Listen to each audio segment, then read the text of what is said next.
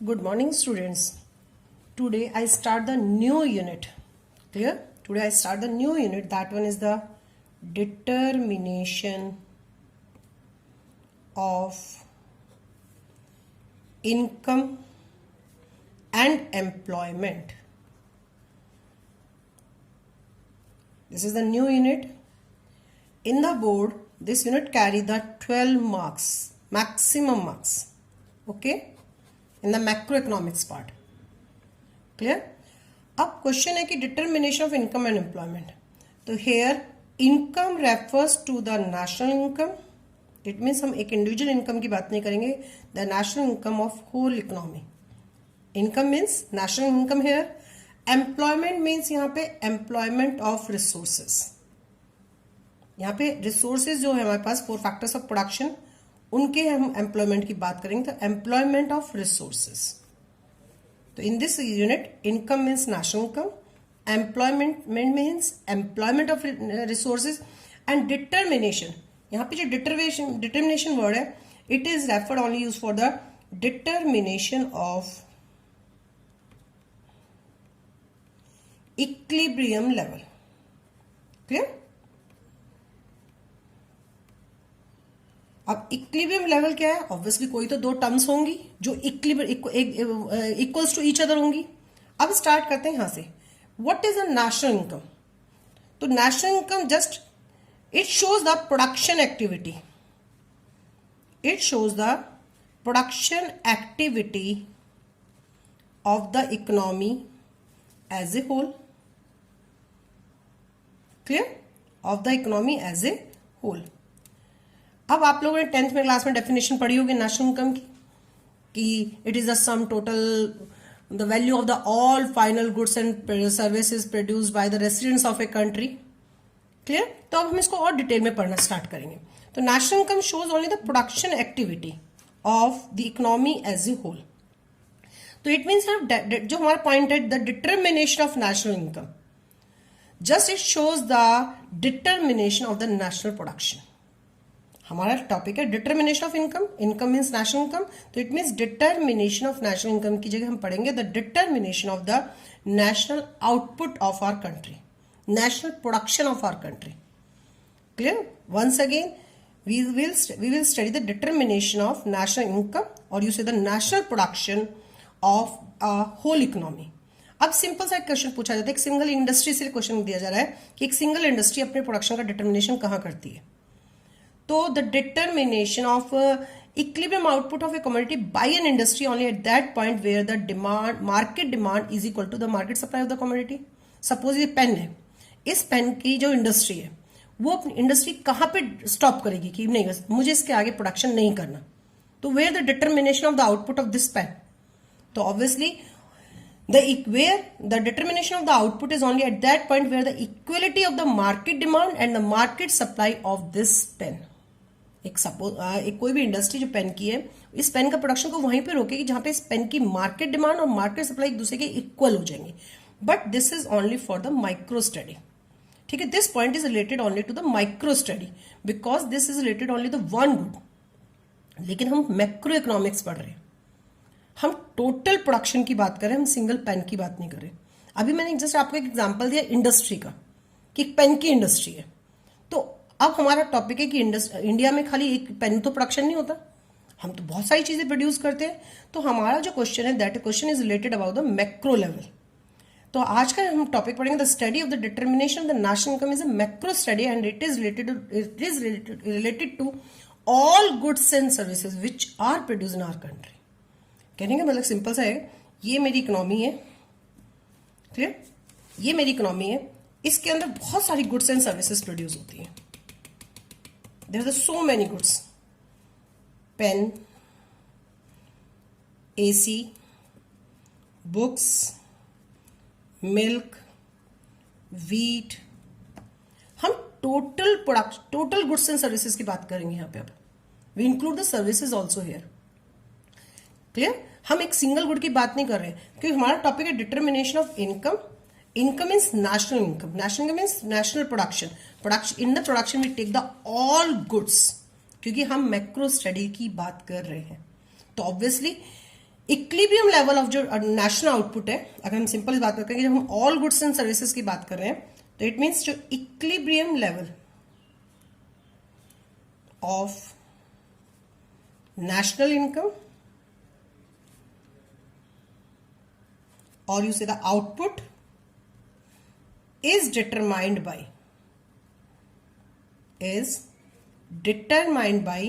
aggregate demand. अभी तक मैंने डिमांड ऑफ ए गुड बोला था, अब मैंने टर्म यूज कर दी aggregate demand and aggregate supply. Clear?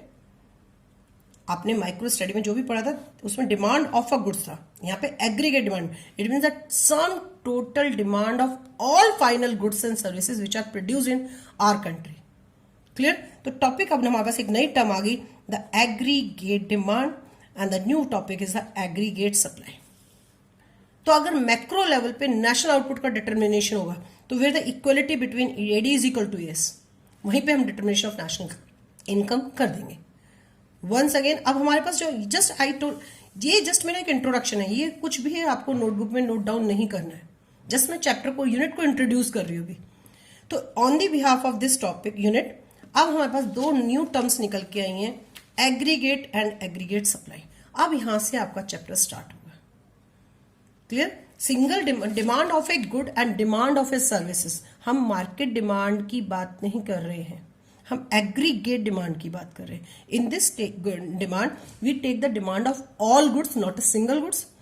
In this we don't take the supply of a one good, we take the supply of the all goods which are produce in our country. तो अब इसके topic भी यहाँ पर हमारे पास new दो unit topics आए हैं, aggregate demand and aggregate supply. अब हमारा चैप्टर स्टार्ट होगा.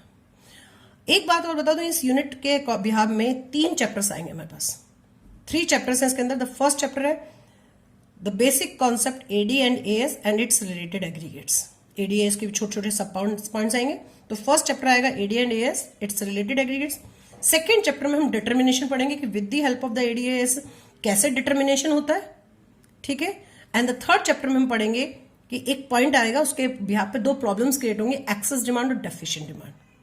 तो इस टाइप से 3 चैप्टर्स है. फर्स्ट में AD and AS related aggregates, second में डिटर्मिनेशन, थर्ड में हम problem of excess and demand पढ़ेंगे. तीनों चैप्टर्स मिला के 12 मार्क्स के हैं. इसमें न्यूमेरिकल्स भी हैं. बहुत ध्यान से इस यूनिट को सुनना प्लीज. अगर आपने कोई भी टॉपिक मिस कर दिया तो आपको नेक्स्ट पॉइंट कंटिन्यूशन में समझ में बिल्कुल नहीं आएगा. Done? Now start my topic. Now, there are the 2 terms. First question suppose करो, define the following.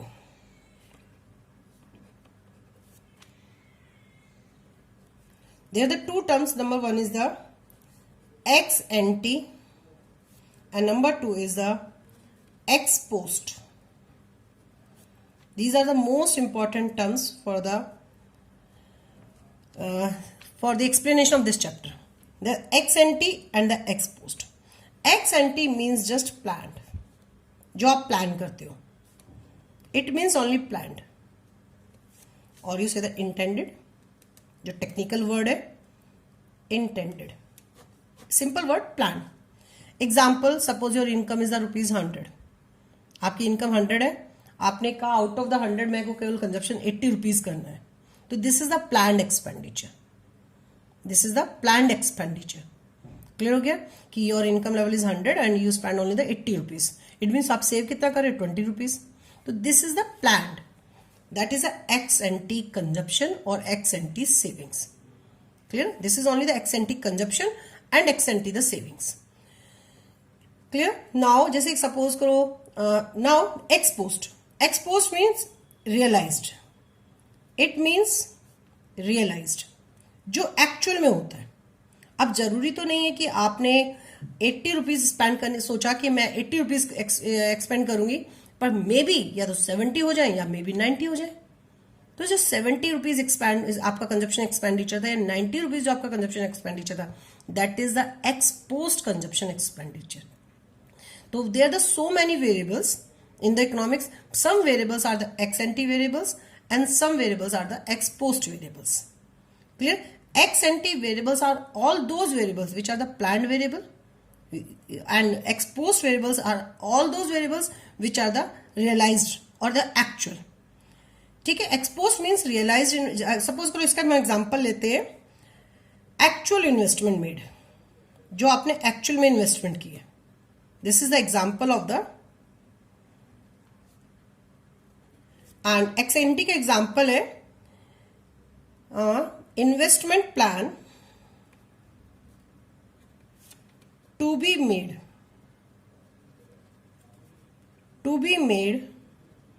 During the year. जो भी हमने प्लान किया कि इस ईयर में हमने इतना इन्वेस्टमेंट प्लान करना, that is a plan variable, that is a plan ex ante variable, ex ante investment.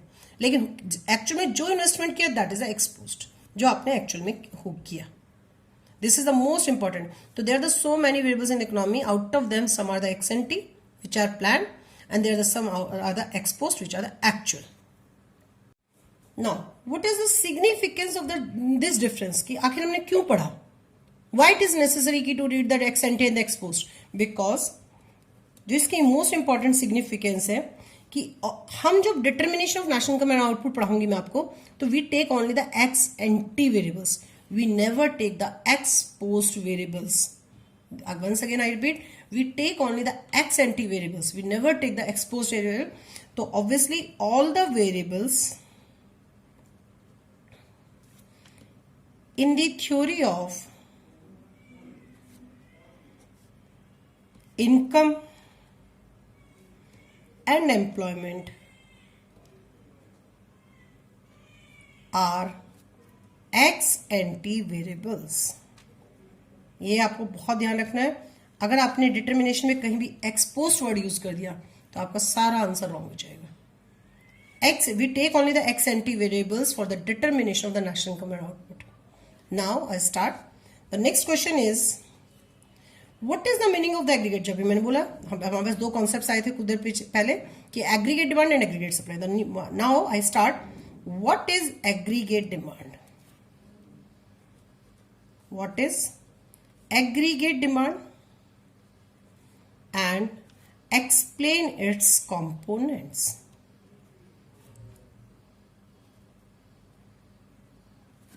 अगर मैं आपको सिंपल लैंग्वेज में समझाती हूं, ये मेरी इकोनॉमी है, सिंपल है. There are so many goods produce in our country during the year.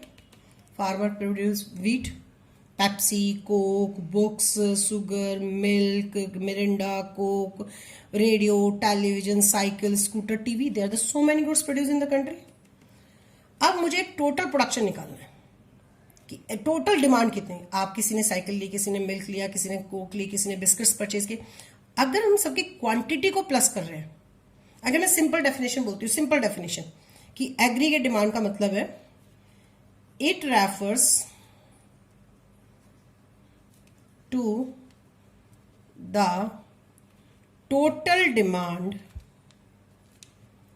for final goods and services in the economy. सिंपल सी डेफिनेशन है. Total demand for final goods and services in the economy. अब suppose करो total demand निकाल लिया कि 10 fridge है, 5 litre दूध है, 10 मीटर कपड़ा है. तो बट इनकी यूनिट कैसे कैलकुलेट करेंगे? प्लस करके हम क्या लिखेंगे? केजी लिखेंगे, मीटर लिखेंगे, लीटर लिखेंगे? It is a question mark.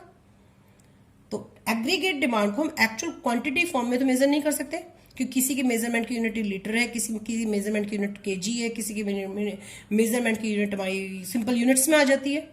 तो it is very difficult to calculate in the quantity form. तो हम सबको कन्वर्ट कर देते हैं एक्सपेंडिचर फॉर्म में. सपोज करो किसी ने बनाना परचेज किए तो उसने पे किया रुपीज फॉर्म में, किसी ने कोक परचेज की उसने पे किया रुपीज फॉर्म में. तो जितना उसने परचेज किया इट मीन जो उसकी डिमांड थी उसने उसके इक्विवेलेंट ही तो पे किया. वंस अगेन आई रिपीट कि एक्चुअल क्वांटिटी निकालना बहुत ही टिपिकल है, क्योंकि उसको हम कैलकुलेट करके मेंशन नहीं कर सकते. तो how it is calculated? This is the right meaning. It is a total demand. But हम इसको एक्सप्रेस कैसे करेंगे? तो इसको हम एक्सप्रेस करने के लिए कर लेते हैं it can be measure in the terms of the total expenditure. Suppose करो अगर मैंने मंथ में 50,000 रुपीज एक्सपेंड कर दिए तो 50,000 मैंने किस चीज से स्पेंड की, मैंने कोई ना कोई डिमांड ही तो की होगी, तभी तो मैंने खर्च किया। तो demand is equal to value कितनी होगी, मेरा 50,000 का 50,000 का एक्सपेंडिचर। तो सेम, तो हम बेटर है कि सबके एक्सपेंडिचर्स काउंट कर लें कि किसने कितना एक्सपेंडिचर किया, वो that is equal to the value of the goods and services only. Clear? तो according on the behalf of this the definition is it refers to the total value, we take the value of only all five, अब हम क्या करेंगे, total value ले लेते हैं। It refers to the total value of all final goods and services that all sectors in an economy taken together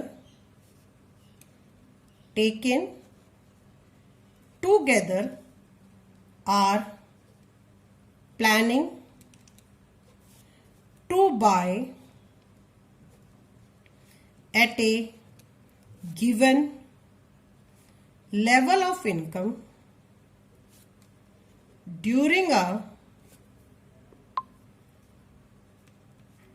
period of time.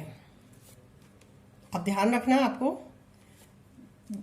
List must carefully, total value is the most important word, क्योंकि हमने अब क्या करा, सारी goods की values को quantity में ना लेके उसकी मार्केट वैल्यू में कन्वर्ट कर लिया। यहां पे एक वर्ड है ऑल सेक्टर्स, अभी मैं आपको बताऊंगी what is the meaning of the all sectors here. Next है प्लानिंग, तो डेफिनेशन में total value word is most important, all sector word is most important, planning word is the most important, and during a period of time, क्योंकि हम financial year की count करते हैं, हम किसी एक पॉइंट की टाइम काउंट नहीं करते। अगर आपने डेफिनेशन में चार चीज मेंशन नहीं की, क्योंकि एग्रीगेट डिमांड हम पूरा complete during an accounting year की निकाल रहे हैं, हम मैंने भी बोला we take only the ex ante variables in this theory, तो use the planning word also. Planning means यहाँ पे ex ante variables, all sectors अभी just I will explain, and the total values, क्योंकि total value में convert करके study करना बहुत easy है। तो obviously now it can be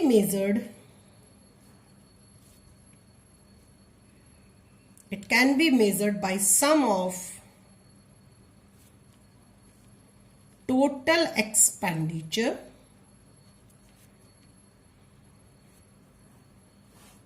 on domestically produced goods and services during an accounting year. So obviously how it is measured, it can be measured in the terms of the total expenditure. So it means AD is equal to what? It equals to the total expenditure on consumption and investment. It means, in other words, AD equals the total expenditure on consumption and investment,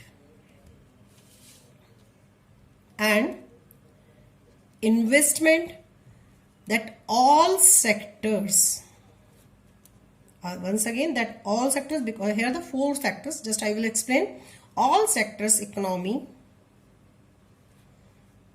of economy taken together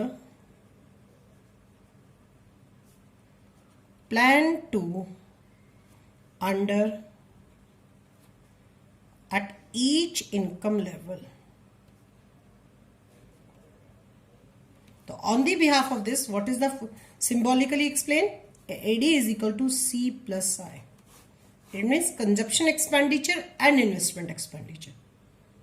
अगर 1 marks का question आता है कि mention the components of the aggregate demand, 1 marks का question, तो you mention only the consumption expenditure and the investment expenditure, how mention the components of AD, तो consumption expenditure investment. अगर ये क्वेश्चन 4 मार्क्स में आएगा कि what is the meaning of AD and explain its components, तो इसको हम detail में पढ़ेंगे, वहां पे हम ऑल सेक्टर्स को यूज करेंगे। तो अभी मैंने बताया आपको कि जस्ट ऑल सेक्टर्स तो ऑल सेक्टर, हमारी इकोनॉमी में जो हमने अपनी इकोनॉमी को क्लासीफाई किया, 4 सेक्टर्स में क्लासीफाई किया है। Household consumption expenditure, production sector, government sector and the rest of the world sector. Once again, household sector, production sector, rest of the world sector and the government sector. अब इनके भी आप पर ही हमें आप इसके components just मैं भी एक्सप्लेन कर रही हूं आपको। The first component is house hold final consumption expenditure.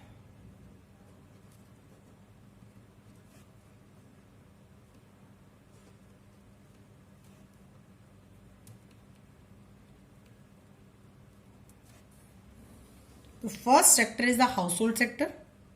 Household sector is that sector which use or consume goods and services only for the self satisfaction. जैसे आपके घर में मम्मी ने जो मिल्क परचेज किया, आप जो अपनी बुक्स पढ़ाई कर रहे हो, आप सब हाउस होल्ड सेक्टर को बिलोंग कर रहे हो, क्योंकि आप लोग जो भी गुड्स एंड सर्विसेज कंज्यूम कर रहे हो for their self satisfaction only. ठीक है, तो house hold sector is only that sector which use goods and services for their self satisfaction.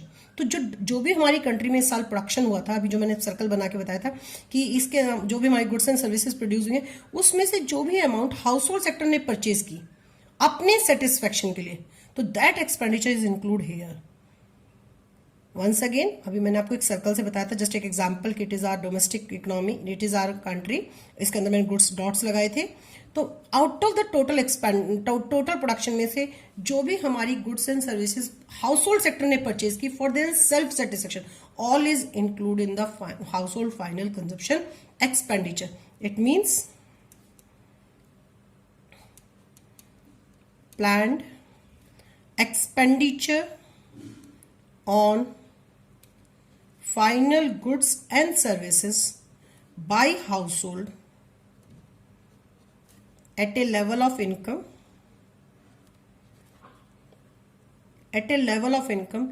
during a given period of time. During a given period of time. Example, expenditure, house hold demand. अब आप house hold sector किस किस की demand करता है? House hold demand for food, clothing, books, medical services etcetera. तो expenditure done all these things by the household sector is treated as household final consumption expenditure. The second sector is the production sector. What is the meaning of the production sector? Production sector में all those producers are engaged which produce goods and services for the generation of income. In the production sector, we include all producers which are engaged in some production activity. Which are all persons who produce goods and services only for the generation of income. अब जो production sector ने पैसा खर्च किया है, जो उसने plan किया है कि ड्यूरिंग एन अकाउंटिंग मेरे को ये खर्चा करना है, लेकिन only to increase the capital stock, तो वो और सारा खर्चा हम प्लान इसमें लेंगे प्राइवेट इन्वेस्टमेंट डिमांड में और यूजर इन्वेस्टमेंट एक्सपेंडिचर में। तो next one is the my private investment demand, or you say the investment expenditure,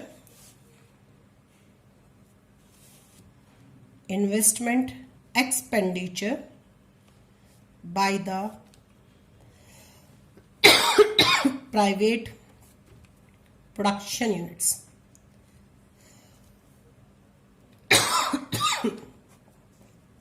This is the second one. It means it is the planned expenditure. It is the planned expenditure or new capital goods. New capital goods by producer. Expenditure done by the producers during a given period of time. Clear? Or it means addition to the capital stock खाली shares purchase करना investment नहीं है यहाँ पे. Addition to the capital stock और expenditure on creation of new capital assets such as plants, machinery, etc. Clear. तो producer ने जो एक्सपेंडिचर किया on the capital goods only, ये अभी याद रखना है कि producer purchase the raw material also for the production of the goods and thing and producer purchase the machinery also for the production of anything. तो हम यहाँ पे जो ऐड कर रहे हैं we take only the machinery, क्योंकि raw material just होगा only single time use goods है. तो we take only the final goods, we take only the final goods for the investment expenditure done by the private sectors. Clear? तो it means once again I repeat my point कि private जो producer sector है they use the two types of the goods, just raw material and the machinery. Suppose करो example आपके लिए बता देती हूँ. तो in this example machinery is a final goods. तो we take only the expenditure done on the final goods, we never take the expenditure on the intermediate goods और the raw materials. तो यहाँ पे मशीनरी प्लांट्स एसेट्स की बात कर रहे हैं, या उसने जो भी अपनी कंपनी में कैपिटल स्टॉक बढ़ाया है वो सारे जो एक्सपेंडिचर उसने किए that is included in here the private investment of demand और you see the investment expenditure done by the private sector. Clear. The third sector is the government sector. अब हमारे पास गवर्नमेंट भी है, तो जो भी हमारी कंट्री में इस गुड्स एंड सर्विसेज प्रोड्यूस होती है उसे गवर्नमेंट भी परचेज करती है. क्लियर. अब गवर्नमेंट भी दो टाइप के खर्च करती है. अब इसका जो थर्ड, अब गवर्नमेंट ने जो गुड्स एंड सर्विसेज की जो डिमांड की है जो भी हमारी डोमेस्टिकली प्रोड्यूस हुए थे, तो उन पे जो गवर्नमेंट ने एक्सपेंडिचर किया, this is the third components. Government demand for goods and services, government demand for goods and services, or you say the government expenditure. Clear? The government expenditure. It refers to the all expenditure done by the government sector. ठीक है. तो it refers to government planned expenditure on purchase of consumer and capital goods. Capital goods to fulfill common needs of the society. Done. अब government purchase the consumer goods as well as the capital goods. अब government की तरफ से जो capital goods पे expenditure है that is the investment expenditure also. इसलिए मैंने ऊपर जो मेंशन किया प्राइवेट वर्ड बार बार यूज किया कि गवर्नमेंट भी इन्वेस्टमेंट एक्सपेंडिचर करती है. प्राइवेट सेक्टर भी करता है, गवर्नमेंट भी करती है. प्राइवेट सेक्टर का हमने सेकंड पॉइंट में लिया. गवर्नमेंट के जो खर्चे हैं, जो गवर्नमेंट के expenditure may be it is in consumption expenditure, may be the investment expenditure. अब गवर्नमेंट जो कंस्ट्रक्शन कर रही है स्कूल्स पे, हॉस्पिटल्स पे, रेलवे स्टेशन पे, the all expenditure undertaken the capital expenditure, investment expenditure. On the other side government purchase the books, black boards, chalks for providing the education.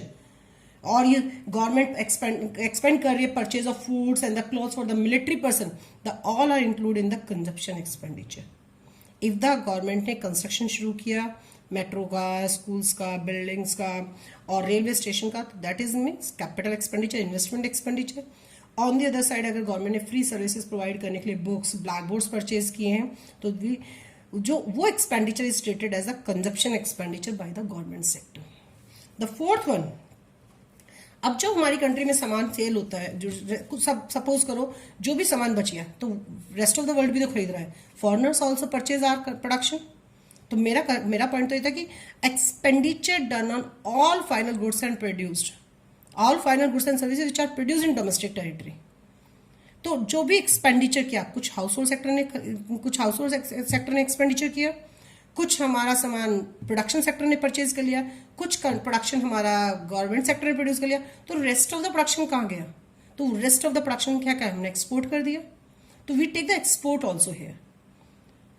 But हम import भी करते हैं, तो हम एक्सपोर्ट में से इंपोर्ट की वैल्यू को माइनस करते हैं। Now the fourth component is the net export.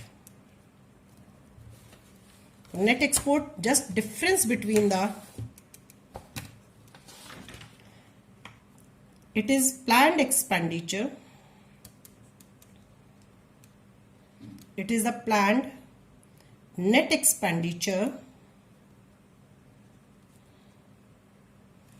by foreigners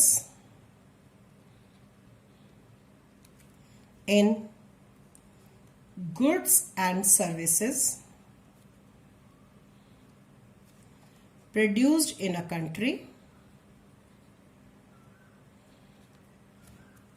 we take the net expenditure in a country during a fiscal year.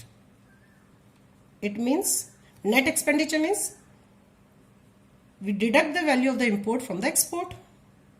Net export, export minus import. ठीक है, अब मैं आपको आज मैं शॉर्ट में समरी बताती हूँ। This is our domestic territory, this is the production of our country, this is the final goods and services which are produced in our country. This production is purchased by the household sector, so it is the household final consumption expenditure. Clear? Household consumption expenditure हो गया। इतना सामान production sector ने खरीद लिया, it is the investment expenditure. इतना सामान हमारा गवर्नमेंट सेक्टर ने खरीद लिया, it is a government expenditure, और इसमें ओनली प्राइवेट सेक्टर का है। अब ये सामान क्या हुआ, ये हमने एक्सपोर्ट किया था, ये हमारा रेस्ट ऑफ द वर्ल्ड ने खरीद लिया। तो total value of the final goods, all goods and services which are produce in the domestic territory, that is the aggregate demand. But अभी मैंने बताया it can be measured in the terms of the total expenditure and expenditure done by the four sectors, household sector, production sector, government sector and rest of the sector. तो they are the four important components of the aggregate demand. Okay, I think आपको clear हो गया। कोई भी अगर आपको doubt आ रहा है तो please call me any time.